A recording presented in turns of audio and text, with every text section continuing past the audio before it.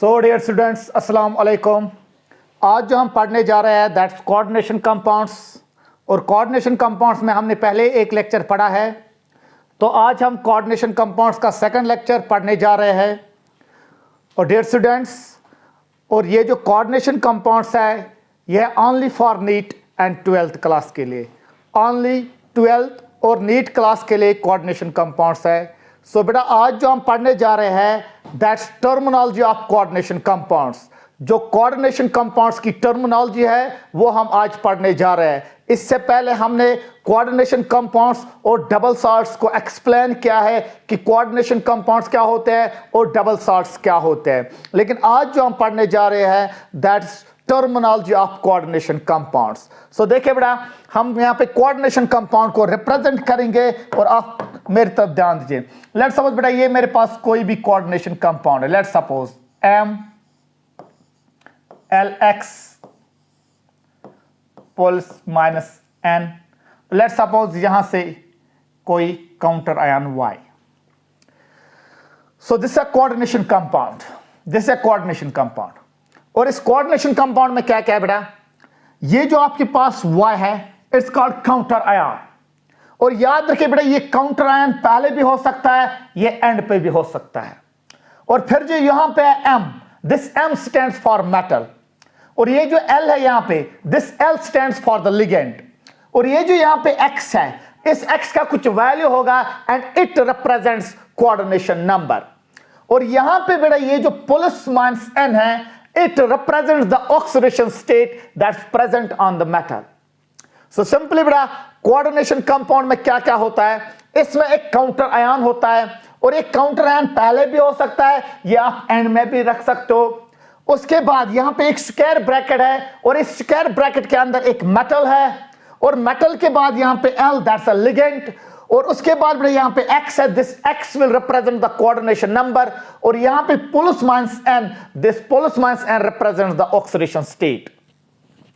सो हम इस टर्मिनोलॉजी को यहां पे पढ़ लेंगे कि यहां पे ये काउंटर आयन क्या होता है, ये मेटल क्या होता है, ये लिगेंड क्या होता है, ये कोऑर्डिनेशन नंबर क्या होता है, ये ऑक्सीडेशन स्टेट क्या होता है। लेकिन याद रखिए बेटा, अगर मैं ये वाला पोर्शन देख लूं, ये वाला पोर्शन काउंटर आयन के बगैर, counter ion, this called coordination sphere.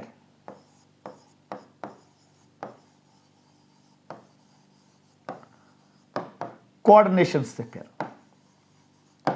तो बेटा याद रखें, काउंटर आयन के बगैर जो यहां पे है that represents the coordination sphere. Counter ion के बगैर यहां पे जो है that represents the coordination sphere. और कोऑर्डिनेशन स्फीयर में एक मेटल होता है और इसके अंदर एक लिगेंड होता है। उस लिगेंड के साथ आपके पास X होता है, that X represents the coordination number. और यहां पे plus minus N, that represents the oxidation state. तो सबसे पहले बेटा हम देखेंगे ये कोऑर्डिनेशन स्फीयर क्या होता है, उसके बाद हम देख लेंगे ये मेटल क्या होता है, उसके बाद हम देखेंगे ये लिगेंड क्या होता है, उसके बाद हम देखेंगे कोऑर्डिनेशन नंबर क्या होता है, उसके बाद हम देखेंगे ऑक्सीडेशन स्टेट क्या होता है, और एंड पे हम देख लेंगे ये काउंटर आयन क्या होता है। तो बेटा याद रखिए, सबसे पहले हम डिस्कस करेंगे कोऑर्डिनेशन स्फीयर। बेटा कोऑर्डिनेशन स्फीयर क्या होता है, मेरी तरफ जरा तवज्जो दीजिए। Coordination sphere is actually an entity. Coordination sphere is an अरे ऑफ मॉलिक्यूल्स। कोऑर्डिनेशन स्फीयर एक एंटिटी है जो स्क्वायर ब्रैकेट के अंदर होती है। तो जो भी कोई चीज स्क्वायर ब्रैकेट के अंदर होता है that represents the coordination sphere. So coordination sphere is an entity which is present with in the square bracket. Square bracket के अंदर जो भी कुछ है that represents the coordination sphere. और स्क्वायर ब्रैकेट के अंदर देखिए बेटा क्या क्या होता है, स्क्वायर ब्रैकेट के अंदर एक मेटल होता है, स्क्वायर ब्रैकेट के अंदर एक लिगेंड होता है, स्क्वायर ब्रैकेट के अंदर एक कोऑर्डिनेशन नंबर होता है, और इसके ऊपर कुछ ना कुछ चार्ज होगी, that charge is called oxidation state. So what is coordination sphere? So coordination sphere is an entity which is present within the square bracket. Square bracket के अंदर जो भी कुछ होगा that represents the coordination sphere. तो आप इसको ऐसे याद रख सकते हो, coordination sphere is an entity which is present within the square bracket. Square bracket के अंदर जो भी कुछ होगा that represents the coordination sphere. So बेटा ये जो coordination sphere है, it's of three types. It's of three types. आइए बेटा तवज्जो दीजिए।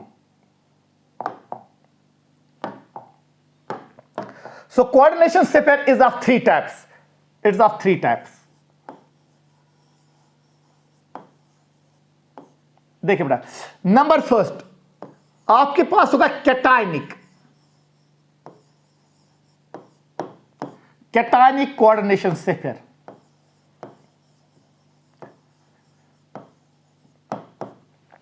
Cationic coordination sphere. और देखिए बेटा, कैटायनिक कोऑर्डिनेशन स्फीयर क्या होता है? Cationic coordination sphere is that coordination sphere which contains net positive charge. तो यहां पे जो नेट चार्ज होगी, नेट यहां पे होगी पॉजिटिव चार्ज। सो बेटा ऐसा स्फीयर जिस स्फीयर के ऊपर नेट पॉजिटिव चार्ज होगी, that's called cationic coordination sphere. Cationic coordination sphere वो स्फीयर होता है जहां पे नेट पॉजिटिव चार्ज होगी। फॉर एग्जांपल बेटा मेरे पास ये एक कॉम्प्लेक्स है, let's suppose Fe CN6 to negative Cl2। सो बेटा ये क्या है? Fe CN6 bracket close Cl2। देखिए बेटा, जब ये ब्रेक हो जाएगा, जो आपने पहले लेक्चर में पढ़ा है, जब ये ब्रेक हो जाएगा तो बेटा ये किस तरह से ब्रेक हो जाएगा? देखिए बेटा, Cl तो बाहर आएगा because it's a counter ion, तो यहां पे ट्वाइस Cl नेगेटिव प्लस बेटा ये जो ब्रैकेट के अंदर है ये एज सच ये सिंगल एंटाइटी है। जो भी ब्रैकेट के अंदर होते हैं ना, ये एक सिंगल एंटाइटी होती है, जो हमने पहले लेक्चर में पढ़ा है। तो बेटा ये क्या बन जाएगा? ये बन जाएगा FeCN6। चलो बेटा तवज्जो फरमाए। बेटा molecule as a whole is electrically neutral. देखो बेटा, एक क्लोरीन के ऊपर एक नेगेटिव चार्ज है, तो दो क्लोरीन के ऊपर दो नेगेटिव चार्ज होंगे, तो molecule as a whole neutral है। अगर इसके ऊपर टू नेगेटिव है, एक क्लोरीन के ऊपर एक नेगेटिव, दो क्लोरीन के ऊपर दो नेगेटिव, तो यहां पे टू नेगेटिव है, तो इसके ऊपर जो होगी net charge that will be two positive. So cationic complex is that complex which contains net positive charge. तो यहां पे जो इस कैटायनिक इस स्फीयर के ऊपर जो नेट चार्ज है that is the positive charge. So this coordination sphere will be called cationic coordination sphere because it contains net positive charge। और याद रखें, coordination sphere is an entity which is present within the square bracket। तो ये चीज जो square bracket के अंदर है, this is called coordination sphere, but it's the cationic coordination sphere। Why it is the cationic coordination sphere? Because it contains net positive charge। Let's have one more example। बेटा मेरे पास ये है बेटा, let's suppose मेरे पास ये है बेटा Cr H2O 6 times, let's suppose Cl3, let's suppose। सो देखिए बेटा, अगर आप इसको जब आप इसको वाटर में डालोगे तो ये ब्रेक हो जाएगा। और किस तरह ब्रेक हो जाएगा? क्योंकि क्लोरीन जो है इट्स अ काउंटर आयन, और आपको पता है खाली काउंटर आयन ब्रेक हो जाता है। तो यहां पे क्लोरीन 3 टाइम्स था, सो 3 टाइम्स क्लोराइड आयन प्लस। और यहां पे बेटा ये जो है ना स्क्वायर ब्रैकेट के अंदर इट्स अ सिंगल एंटिटी, ये डिसोसिएट नहीं होती है, क्योंकि ये हमने पहले ही लेक्चर में पढ़ा है कि कोऑर्डिनेशन कंपाउंड और डबल सॉल्ट में जो हमने डिफरेंस की थी, वहां पे हमने बोला था ये जो कोऑर्डिनेशन कंपाउंड है ये डिसोसिएट कंप्लीट नहीं होता है। तो यहां पे देखिए बेटा, यहां पे आपके पास रहेगा chromium H2O, how many times? It's 6 times. Okay बेटा, तो एक क्लोरीन के ऊपर एक नेगेटिव चार्ज है, एक क्लोरीन के ऊपर एक नेगेटिव है, 3 क्लोरीन के ऊपर 3 नेगेटिव चार्ज होंगी, तो molecule as a whole neutral है। अगर इस 3 क्लोरीन के ऊपर 3 नेगेटिव चार्ज है, तो इसके ऊपर 3 पॉजिटिव चार्ज होगी बेटा। So the molecule will become neutral. So ये जो कॉम्प्लेक्स, ये जो आपके पास कोऑर्डिनेशन स्फीयर बन गया है, this coordination sphere is called cationic coordination sphere. Why cationic coordination sphere? Because it contains net positive charge. So जिस कॉम्प्लेक्स पे, जिस कोऑर्डिनेशन स्फीयर पे नेट पॉजिटिव चार्ज होगी, that coordination sphere will be called cationic coordination sphere. I hope you got it. Okay there students, तो आगे आए बेटा, इसके बाद ये तीन तरह का है बेटा। पहले हमने डिस्कस किया cationic coordination sipper. Cationic coordination sipper में नेट पॉजिटिव चार्ज होते हैं। आप इसका स्क्रीनशॉट लीजिए बेटा, आप इसका स्क्रीनशॉट लीजिए। This chapter is highly important for NEET and JEE, highly important. So बेटा आप बहुत वर्क इस चैप्टर के ऊपर कीजिए। ये चैप्टर कोई मुश्किल नहीं है, बहुत इजी ये चैप्टर है। बस इसमें जो है खाली कंसेप्ट्स का ख्याल रखना है। There is no mathematics involve in it. This chapter is purely based upon the concepts. So बेटा आप आगे देखिए आगे क्या होता है। So it's of three types. तो पहला हमने पढ़ा कैटायनिक कोऑर्डिनेशन सिपर। तो आइए बेटा number second, number second, it's called anionic coordination sipper.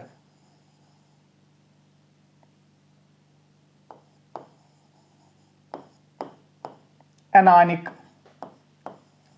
coordination sipper.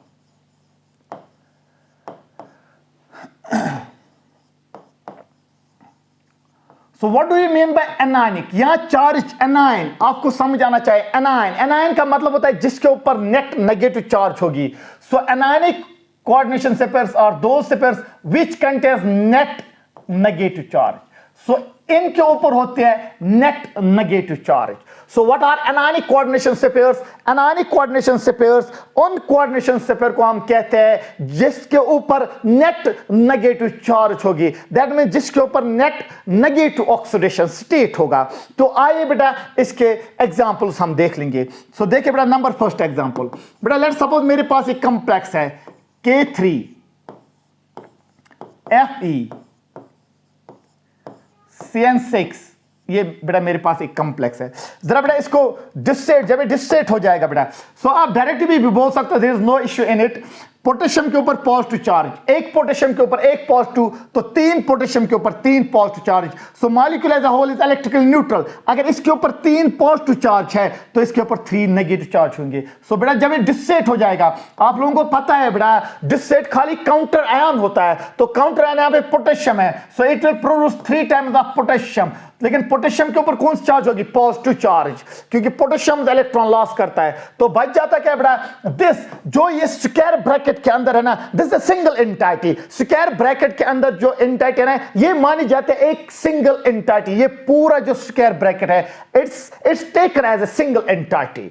Okay, तो ये क्या बन जाएगा बेटा? ये बन जाएगा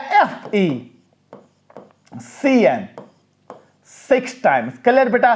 सो अगर एक पोटेशियम के ऊपर एक पॉजिटिव चार्ज है, तीन पोटेशियम के ऊपर तीन positive charge, but molecule as a whole is electrically neutral, so इसके ऊपर होगी 3 नेगेटिव। ताकि ये 3 नेगेटिव और 3 पॉजिटिव कैंसिल हो जाएगा, मॉलिक्यूल एज अ होल बन जाएगा electrical neutral. So what is anionic coordination sipper? Anionic coordination sipper हम उस सिपर को बोलते हैं जहां पे नेट नेगेटिव चार्ज होगी। So this anionic, this complex, this entity contains net negative charge, so this will be called anionic coordination sipper. Let's have one more example. Let's suppose बेटा मेरे पास ये Na2, let's suppose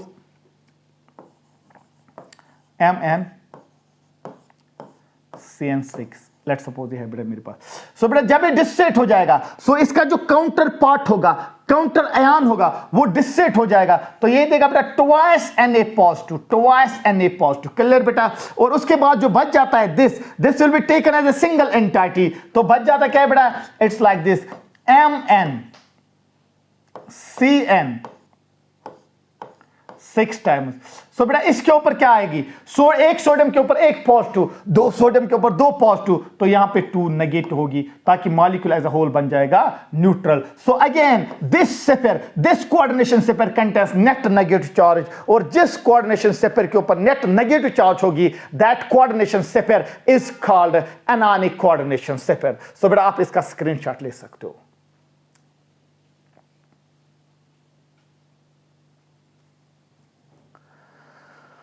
सो बेटा number third जो आपके पास है वो है न्यूट्रल कॉम्प्लेक्स, वो है न्यूट्रल कोऑर्डिनेशन सिपर। और याद रखिए जो ये कैटायनिक और एनायनिक होते हैं, कैटायनिक और anionic both are conducting in nature, ये कंडक्टिंग होते हैं। चाहे आपके पास बेटा कैटायनिक है या एनायनिक है, कंडक्टिंग इन नेचर, ये कंडक्ट करते हैं electricity in their aqueous solution,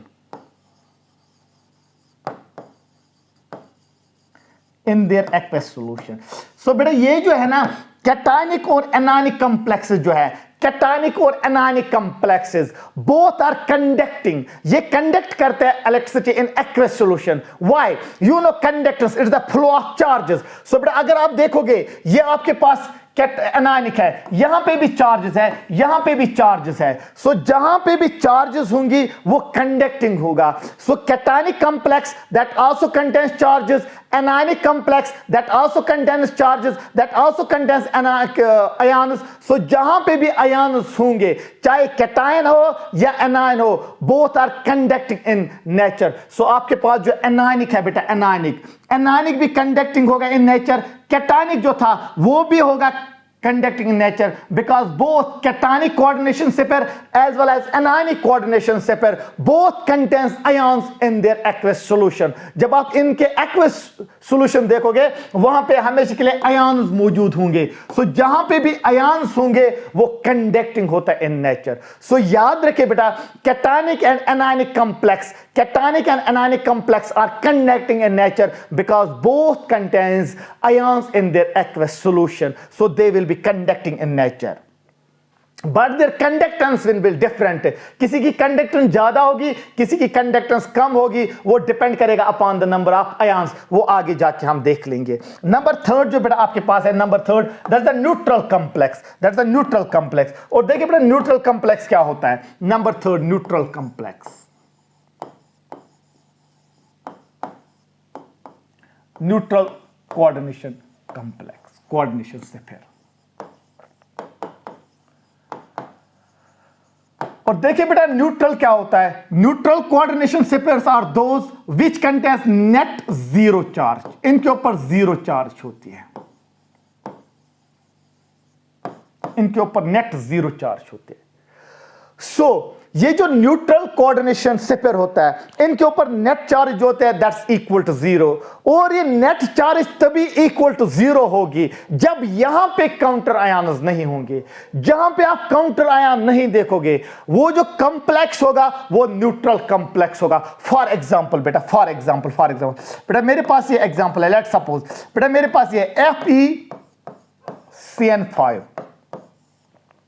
so there is no counter ion, ना तो काउंटर आयन इस साइड से है ना तो काउंटर आयन इस साइड से है। जब काउंटर आयन होगा ही नहीं, जो वो कॉम्प्लेक्स होगा वो होगा न्यूट्रल कोऑर्डिनेशन पेयर। सो ये जो कॉम्प्लेक्स है इसके ऊपर जो नेट चार्ज होगी that will be equal to zero. इस कॉम्प्लेक्स के ऊपर जो नेट चार्ज होगी that will be equal to zero because there is no counter ion, ना तो काउंटर आयन राइट साइड से है ना तो काउंटर आयन लेफ्ट साइड से है। सो जिस भी कॉम्प्लेक्स के अंदर आप काउंटर आयन को नहीं देखोगे, जिस कॉम्प्लेक्स के अंदर काउंटर आयन होगा ही नहीं, ऐसे कॉम्प्लेक्स का नाम हम बोलते हैं neutral complexes. So neutral complexes are those complexes which contains net charge equal to zero. इनके ऊपर कोई चार्ज ही नहीं होती है। क्यों नहीं होती है? Because there is no neutral, because there is no counter ion. Let's have one more example. So बेटा मेरे पास ये है बेटा FeH2 6 times। सो बेटा अगेन यहां पे कोई काउंटर आयन है ही नहीं। सो जब काउंटर आयन है ही नहीं, ना तो राइट साइड से है इसका काउंटर आयन ना तो लेफ्ट साइड से है काउंटर आयन, जब काउंटर आयन होगा ही नहीं तो ऐसे कॉम्प्लेक्स का नाम हम बोलते हैं न्यूट्रल कोऑर्डिनेशन कॉम्प्लेक्सेस और neutral coordination pair. So what is neutral coordination pair? Neutral coordination pair is that pair which contains net charge zero. इनके ऊपर कोई चार्ज नहीं होते। मैं दोबारा बोल रहा हूं बेटा, कोऑर्डिनेशन पेयर के ऊपर कोई चार्ज नहीं होगी। मेटल के ऊपर हो सकते चार्ज, लेकिन कोऑर्डिनेशन पेयर के ऊपर कोई चार्ज नहीं है।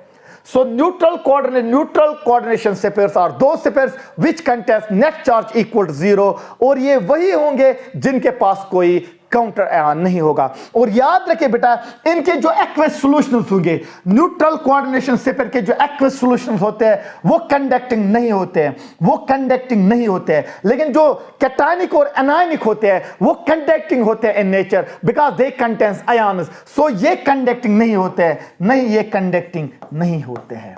ये कंडक्टिंग नहीं होते हैं, ये कंडक्टिंग नहीं होते हैं। क्यों नहीं कंडक्टिंग होते हैं? Because they does not contain any ions, इनके पास कोई आयन होता ही नहीं है। सो कंडक्टर्स होते हैं due to the flow of ions, due to the flow of charges. लेकिन यहां पे कोई चार्ज है ही नहीं, तो जब चार्ज ही नहीं है तो ये कंडक्ट नहीं करेंगे, they will not conduct any sort of electricity. तो इनके जो एक्वस सॉल्यूशंस होंगे वो कंडक्टिंग नहीं होंगे। सो ये था बेटा coordination sphere. So coordination sphere is entity which is present with in the square bracket, और इसके तीन फॉर्म्स है, कैटायनिक, एनायनिक और न्यूट्रल। सो बेटा आई होप कि आप लोगों को ये समझ आया होगा ये कैटायनिक क्या है और ये एनायनिक क्या है। लेकिन यहां पे हम थोड़ा सा डिस्कस करेंगे। मैंने अभी बोला जो कैटायनिक होते हैं और एनायनिक होते हैं ये कंडक्टिंग होते हैं इन नेचर, तो ये they will conduct this type of coordination spheres will conduct electricity in their aqueous solution। हम थोड़ा सा कंडक्टेंस के बारे में यहां थोड़ा सा हम पढ़ लेंगे, that is very important for JEE। NEET के हवाले से वो इंपॉर्टेंट नहीं है, लेकिन JEE के हवाले से वो बहुत इंपॉर्टेंट है। सो आइए बेटा तवज्जो फरमाइए। चलो बेटा फॉर एग्जांपल बेटा मेरे पास चार कॉम्प्लेक्स है। लेट्स सपोज बेटा मेरे पास कॉम्प्लेक्स ए है, K2 Fe CN6। B part मेरे पास ये है, let's suppose K3 Fe CN6। C part बेटा मेरे पास है K Fe CN6, और डी पार्ट है बेटा Fe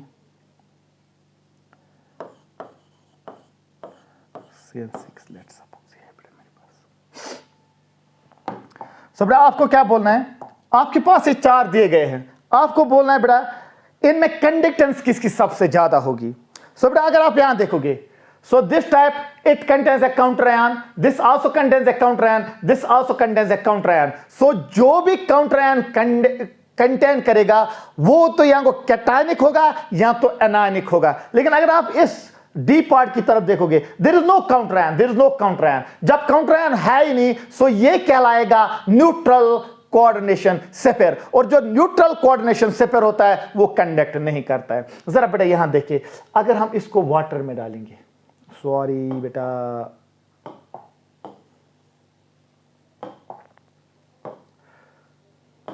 जरा बेटा इसको वाटर में डालें, इसको वाटर में एक्वस में डालेंगे। सो बेटा जब हम इसको एक्वस में डालेंगे तो ये ब्रेक हो जाएगा। बोलो ये क्या देगा, ये देगा twice potassium. I hope you are getting it. Okay dear students, तो Fe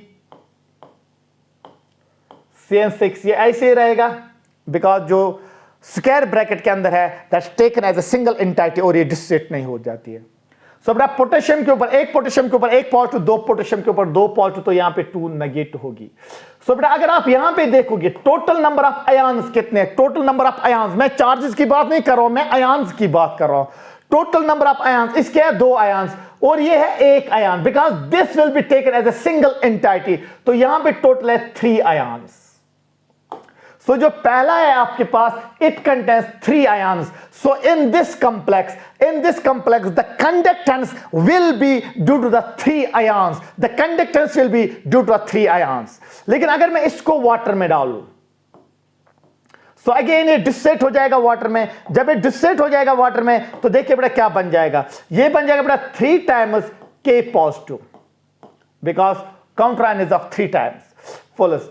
सो जो स्क्वायर ब्रैकेट के अंदर है it remains as a single entity, तो ये क्या बन जाएगा बेटा, it will become FeCN6 times. Okay बेटा इज क्लियर। सो पोटेशियम के ऊपर एक पॉजिटिव चार्ज, यहां पे पोटेशियम के ऊपर एक पॉजिटिव चार्ज, सो 3 पोटेशियम के ऊपर 3 पॉजिटिव चार्ज होगी, but the molecule as a whole is electrically neutral. So अगर इसके ऊपर 3 पॉजिटिव है तो इसके ऊपर 3 नेगेटिव होगा। जरा बोलो बेटा यहां पे कितने टोटल आयन्स है, आयन्स की बात कर रहा हूं। पोटेशियम के 3 आयन्स है और इसका 1 आयन है, so there are total 4 ions. I hope you are getting it. Okay बेटा, ओके बेटा, आइए बेटा आगे। सो बेटा अगर आप इसको वाटर में डालोगे, इसको वाटर में डालोगे, सो यहां पे काउंटर आयन एक है पोटेशियम, सो ये देगा बेटा आपके पास K पॉजिटिव, प्लस क्या बच जाता है बेटा, that will be taken as a single entity, so that's FeCN 6 timers. I hope you are getting it. So potassium के ऊपर एक पॉजिटिव चार्ज, अगर पोटेशियम के ऊपर एक पॉजिटिव चार्ज है, so complex as a whole is electrically neutral. अगर इसके ऊपर एक पॉजिटिव तो इसके ऊपर एक नेगेटिव होगी। So how many ions, potassium का एक आयन, पोटेशियम का एक आयन, और इस कोऑर्डिनेशन सिपर का एक ion, because this will be taken as a single entity. आप इसको एक एंटाइटी मान के चलते हो, so there are only 2 ions. So I hope you got it. So बेटा यहां पे देखिए, अगर आप इसको वाटर में डालोगे, it will not produce any ion. It will not produce any ion because there is no counter ion. इसके अंदर counter ion है ही नहीं। जब counter ion है ही नहीं तो कोई आयन ये प्रोड्यूस नहीं कर सकता है। सो न्यूट्रल कॉम्प्लेक्स की बात हमने वही अभी की थी कि न्यूट्रल कॉम्प्लेक्स वो कॉम्प्लेक्स होता है जिनके पास कोई काउंटर आयन नहीं होता है, और जब काउंटर आयन होता ही नहीं वो कंडक्ट नहीं करते। सो बेटा यहां पे जो आयन होगा, यहां पे 0 आयन होगा। देखिए बेटा मैंने क्या बात की, यहां पे 0 आयन होगा। लेकिन अगर आपसे बोला जाएगा कि पार्टिकल 0 होगा, नो, पार्टिकल 0 नहीं होंगे। Particles will not be equal to 0। Ion 0 होगा, particle will be 1। There will be 1 particle, particle 1 होगा। देखिए बेटा आप जब इसको वाटर में डालोगे ये कोई आयन प्रोड्यूस नहीं करेगा, लेकिन पार्टिकल 1 रहेगा, ये खुद ब खुद वही होगा ना, ये गायब मत हो जाएगा। So this complex will be there. Particle का मतलब है कॉम्प्लेक्स विल बी देयर, लेकिन आयन कोई नहीं होगा। जब आप न्यूट्रल कॉम्प्लेक्स को एक्वस में डालोगे वो कोई आयन प्रोड्यूस नहीं करेगा। आयन तो 0 होगा, लेकिन खुद तो ये गायब नहीं हो सकता ना, गायब नहीं हो जाएगा ना खुद, तो पार्टिकल यहां पे 1 होगा। So particle will be 1 but the ion will be equal to 0। So ऐसे प्रॉब्लम्स को हम सोल्यूशन में भी डिस्कस करेंगे आगे जाके। सो यहां पे आयन 0 होगा लेकिन पार्टिकल 1 होगा। अब आपको बोलना है बेटा कंडक्टेंस किसकी सबसे ज्यादा होगी, कंडक्टेंस किसकी सबसे ज्यादा होगी। What do you mean by conductance? Is the flow of charges. So जहां पे ज्यादा चार्जेस होंगी वहां पे ज्यादा कंडक्टेंस होगी। सो बेटा अगर आप देखोगे पहले में 3 आयन्स है, दूसरे में 4 आयन्स है, तीसरे में 2 आयन्स है, और यहां पे कोई आयन है ही नहीं। सो कंडक्टेंस उसी की ज्यादा होगी, कंडक्टेंस उसी की सबसे ज्यादा होगी जहां पे सबसे ज्यादा आयन्स है, और सबसे ज्यादा आयन्स बी के पास है। So B will conduct more electricity as compare to A, as compared to C, as compared to D. In fact, D will not conduct any sort of electricity because there is no ion present. So बेटा यहाँ पे B it will conduct more electricity because B contains 4 ions. As compared to A, it contains 3 ions. As compared to C, it contains 2 ions. As compared to D के पास कोई ion नहीं है because it's a neutral complex. So neutral complex के भी conduct नहीं करते electricity. I hope you got this concept. लेकिन कभी कभी क्या होता है बेटा, कभी कभी नंबर ऑफ आयन सेम होते हैं। फॉर एग्जाम्पल कभी कभी आपके पास A part, B part, C part, D part, चारों सेम नंबर ऑफ आयन्स देता है। पहला भी ए पार्ट भी 3 आयन्स देता है, बी पार्ट भी 3 आयन्स देता है, सी पार्ट भी 3 आयन्स देता है, और डी पार्ट भी 3 आयन्स देता है। तो सारे ऑप्शन जो है A part, B part, C part, D part, हर एक 3-3 आयन्स देता है। कंडक्टेंस सेम नहीं होगी। Conductance depends also upon the second factor that's called hydration energy, जो हमने 11th में बहुत बार पढ़ा होगा, hydration energy. So conductance also depends upon hydration energy. हमने periodic classification में देखी है hydration energy, हमें chemical bonding में hydration energy देखी है, हमने thermodynamics में hydration energy देखी है, हमने S block, P block में hydration energy देखी है। So हमने hydration energy को बहुत बार डिस्कस किया है। So chemical ये जो conductance है, conductance also depends upon hydration. Conductance also depends upon hydration. For example, आप इसका स्क्रीनशॉट ले सकते हो बेटा।